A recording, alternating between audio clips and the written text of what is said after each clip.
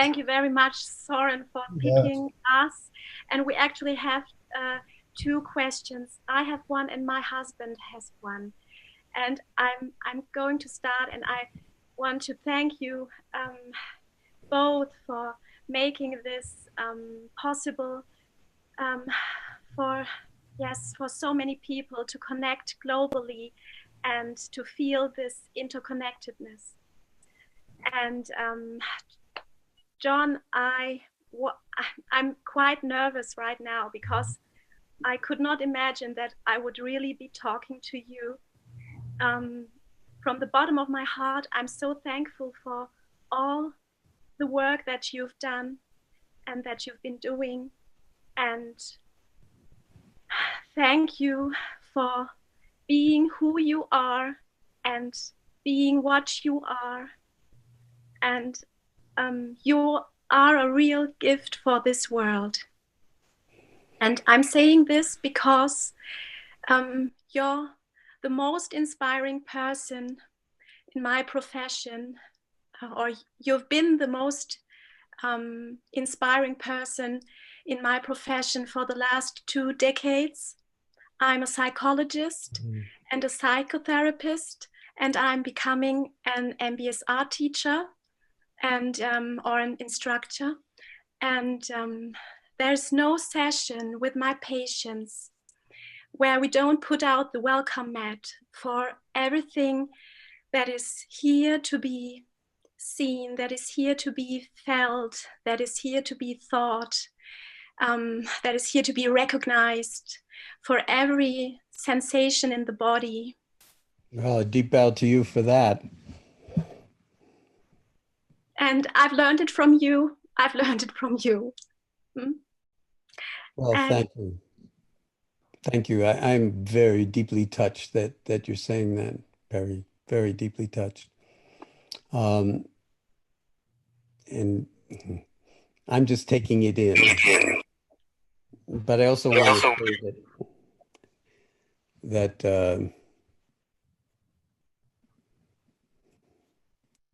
you need to save a little bit of the gratitude for yourself and those deep aspects of yourself that are resonating with whatever it is that you feel is coming to you from me, because that's really the love affair. And I don't want to use the word work in association with it. It's just wisdom being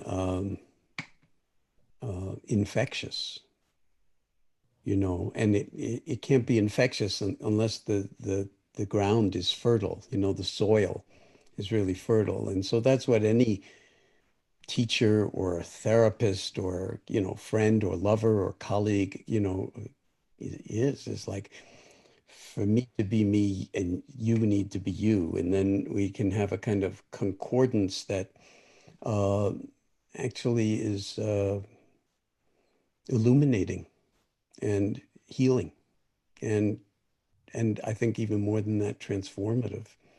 And then if that becomes your work, your vocation, but even more like your, far beyond work, but the love or passion, then the benefit to the world multiplies just like the virus. In other words, it goes exponential. This would be the powerful exponential piece of love moving in the world, but not just love in some kind of romantic way, but wisdom and compassion.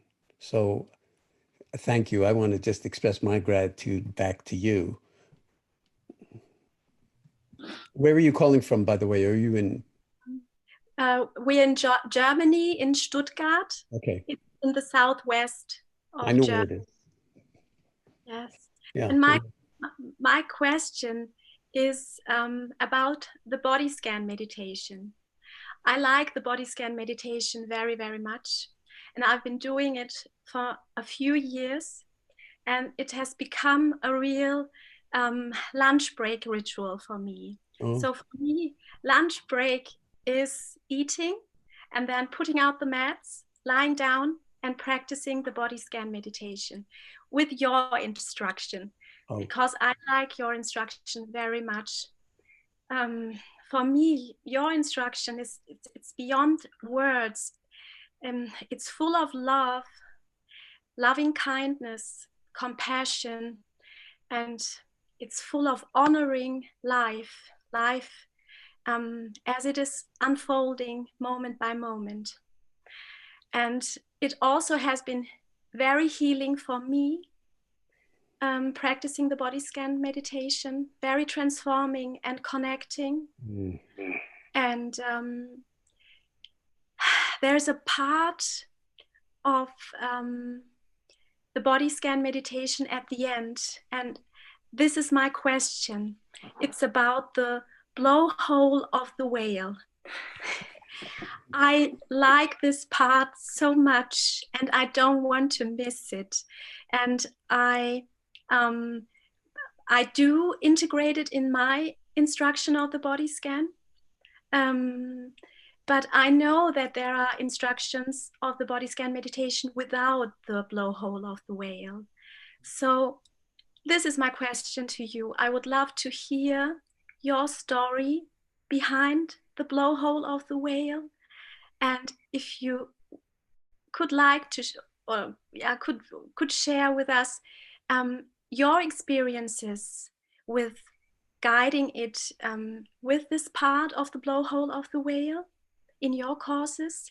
And I would like to know if you still integrate it into your instructions of the body scan. Oh, what an interesting question. And probably a lot of people don't know what you're talking about, but very often when I guide the body scan, um, I use the breath in a particular instrumental way to help people who may not really have a direct visceral somatic experience of their body to actually use the breath to feature different regions of the body as we scan through it. So I would encourage people to breathe in as if you could breathe right down into your feet, all the way to your toes, and feel it or imagine it, if you will, image it in your mind, breathing in and then breathing out all the way up from the feet through the top of the head. And we do that in and out to virtually every region of the body as we move from the bottoms of the feet and the toes up through the top of the head. And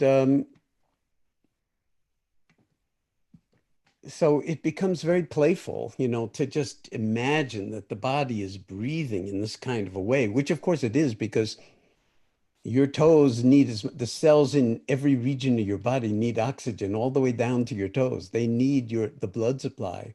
And often as we age, the blood supply diminishes to the extremities and so forth. So this has not been studied scientifically yet, like, sort of intentionally bringing that kind of awareness on a somatic level and an imagery level down into the feet or any place else. But then when you get to the top of the head, I mean, I invite people to actually imagine that you're like a whale and you can breathe in through the top of your head and breathe out through the top of your head. I know many people who have had headaches, problem with headaches for decades, who once they have this image of a blowhole, like a whale's blowhole, and they can breathe in and out through the top of the head. When they have a headache, they actually can experience that a lot of the discomfort of the headache can kind of leave through the hole that doesn't exist at the top of your head. So there's a way in which this is simply meant to be a skillful means for helping us all to ground ourselves in the body. If it sounds crazy to you, don't do it. But it's there in case um, it makes sense over time to actually reclaim your own experience of your body. And then, even worse than that, we breathe in and out through the bottoms of the feet. We breathe in, there's no blowhole down there, but we can breathe in as if you're drawing air through the bottoms of your feet. It's coming all the way up through your body and out the top of your head. And then you're breathing in through the top of your head and going. So that requires a lot of words to do the body scan that way. And a lot of people don't like to do that, or they don't feel comfortable with an imaginary blowhole, or they feel that it's too much imagery or something like that.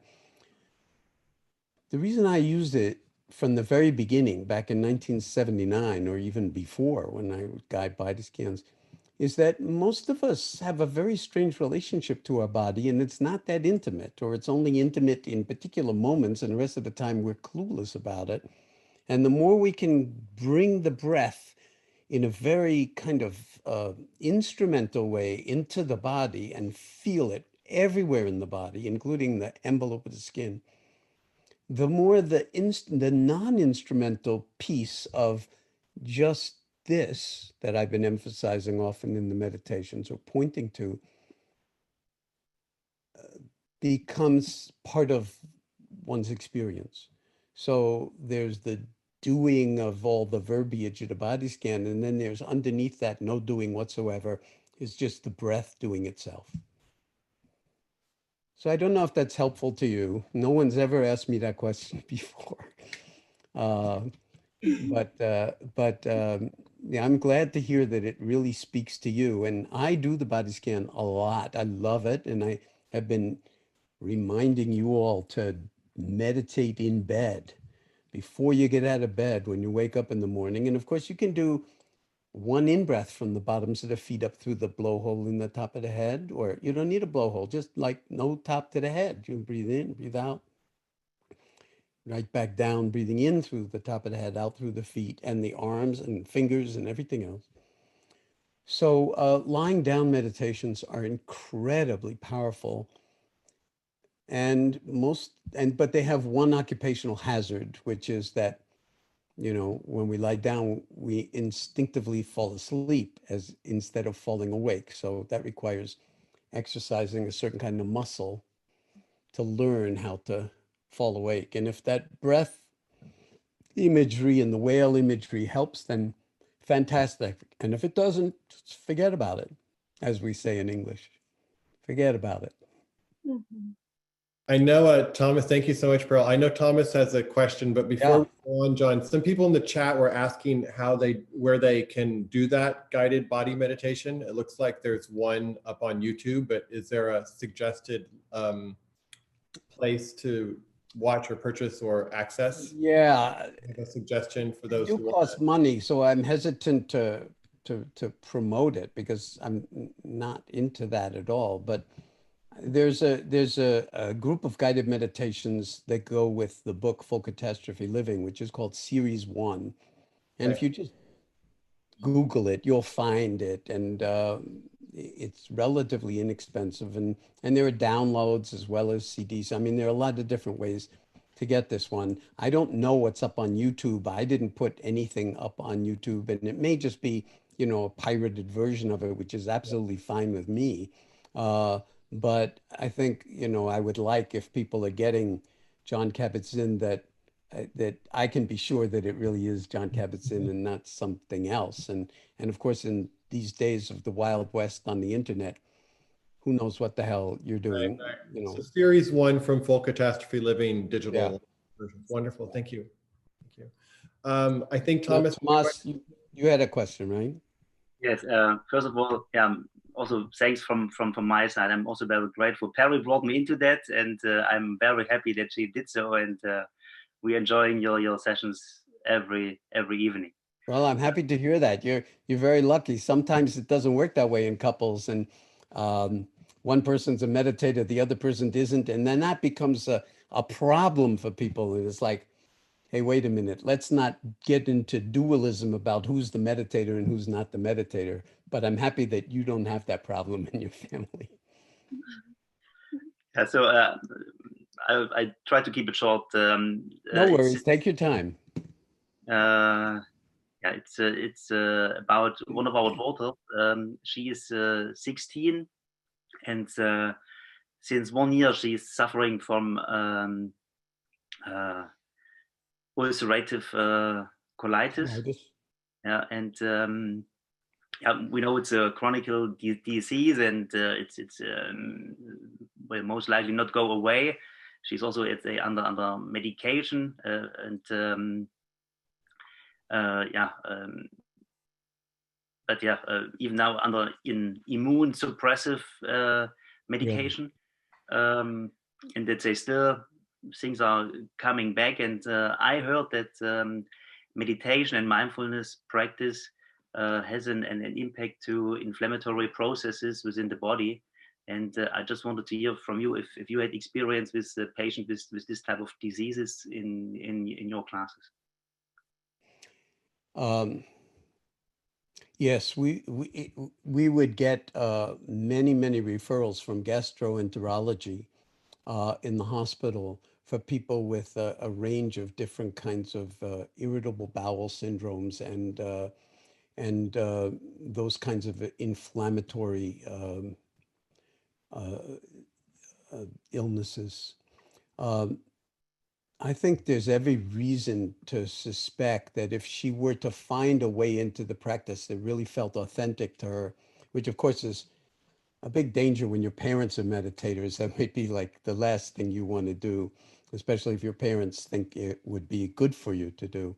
So that's a huge barrier. But if there's some way in which she could connect with it in a way that's really authentically hers, then first of all, we know it's not going to cause any harm. And the process of befriending a body process that is really causing you distress and harm and, you know, sort of and worry,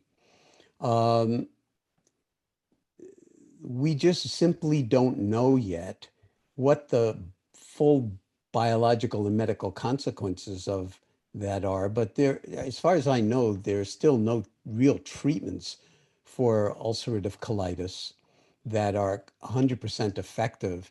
And if you're not bringing the mind and body together in this kind of integrated way, really losing out on some potentially profoundly healing experience that might have very real effects on, say, the symptoms themselves, even if the disease itself, you know, might not be changed, but how problematic it is could be really seriously improved by doing something like that.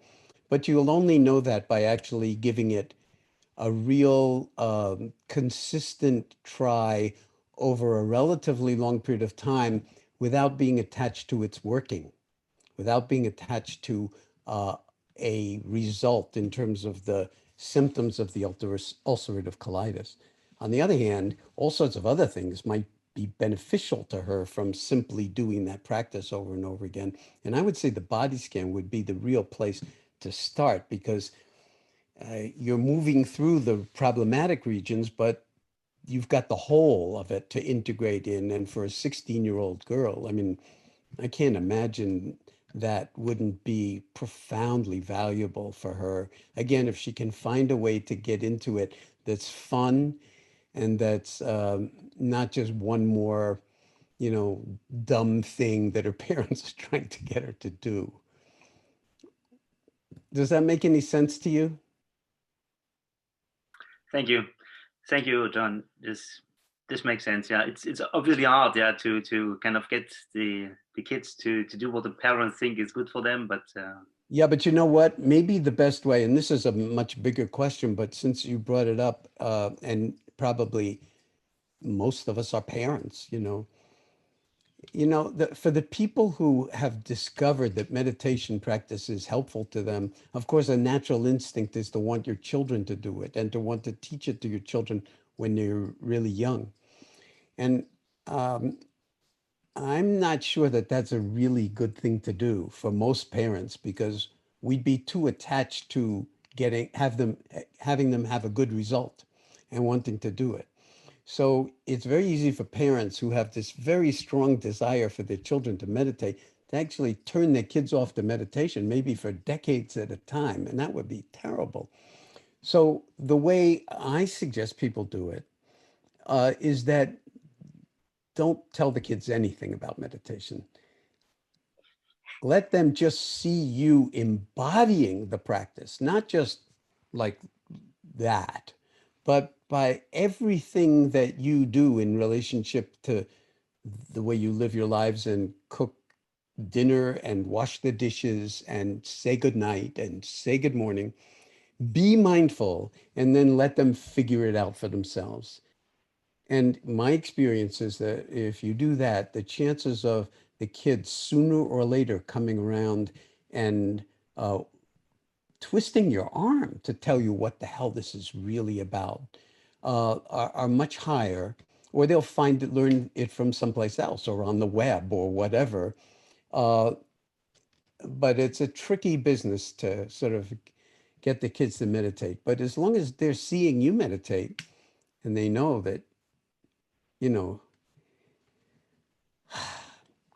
there's something about you that's not just crazy, then they will sooner or later recognize that there may be profound benefit in it for them, even on a physical level. And the physical level and the healing of the body is, in some sense, the least interesting part of the meditation. It's incredibly important, but it's the heart and the mind and how we are in relationship to reality, including each other in the family and in the world, the family of humanity or life on the planet.